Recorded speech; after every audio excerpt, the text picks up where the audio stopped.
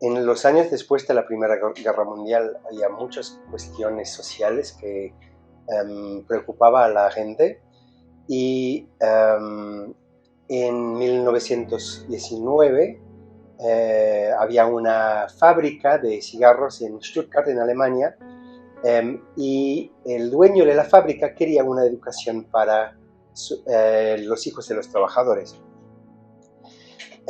Entonces contactó a un filósofo austriaco, Rudolf Steiner, que en ese momento estaba buscando una filosofía para toda la vida, no solamente para la educación, pero para todo. Es decir, desarrollar el ser humano completo. No solamente el intelecto, no solamente el poder adquisitivo, sino toda la fuerza del ser humano.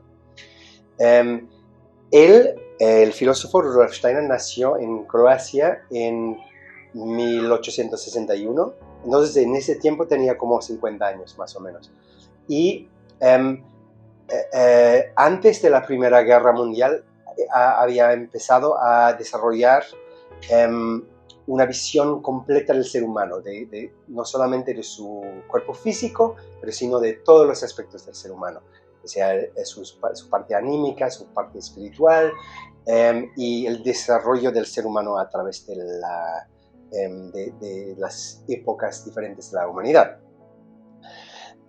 Entonces, Emil Molt, el dueño de la fábrica, fue con él y le preguntó si había manera de usar este impulso nuevo para sanar la sociedad y para formar una escuela para los hijos de los trabajadores. Y Steiner dijo, si hay manera, yo lo hago, siempre y cuando me das todo el poder de hacerlo yo. Si quieres poner la parte económica y yo me encargo de la parte educativa. Y entonces él fue no con maestros, pero con gente que tenía una visión diferente del ser humano. Y él hizo una sesión para formar a estos maestros en educación. Hizo una serie de conferencias sobre cómo es el ser humano, cuál es la metodología o la didáctica que podemos usar y qué preguntas prácticas hay para desarrollar este tipo de pedagogía. Entonces nació ahí en Alemania en 1919 y viendo cómo funcionó esta escuela, otros grupos de gente de diferentes partes de Alemania y luego en Inglaterra empezaron a acercarse para saber más. Y bueno, desde allí se fundaron varias escuelas en diferentes países y ahora hay escuelas Waldorf en todo el mundo, en Asia, en África, en Sudamérica, en muchos lugares diferentes.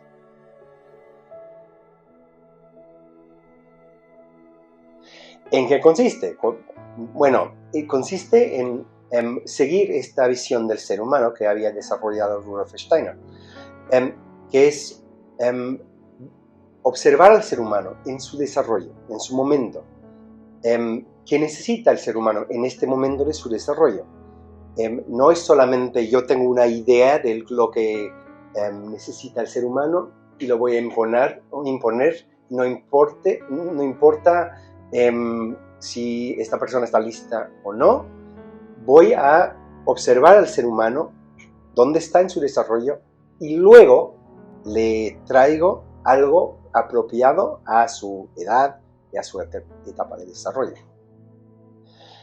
Y Steiner identificó 3 etapas de la niñez, de 0 a 7, de 7 a 14 y de 14 a 21, más o menos. Es decir, del nacimiento físico al cambio de dientes, del cambio de dientes a la adolescencia y desde la adolescencia a la adultez.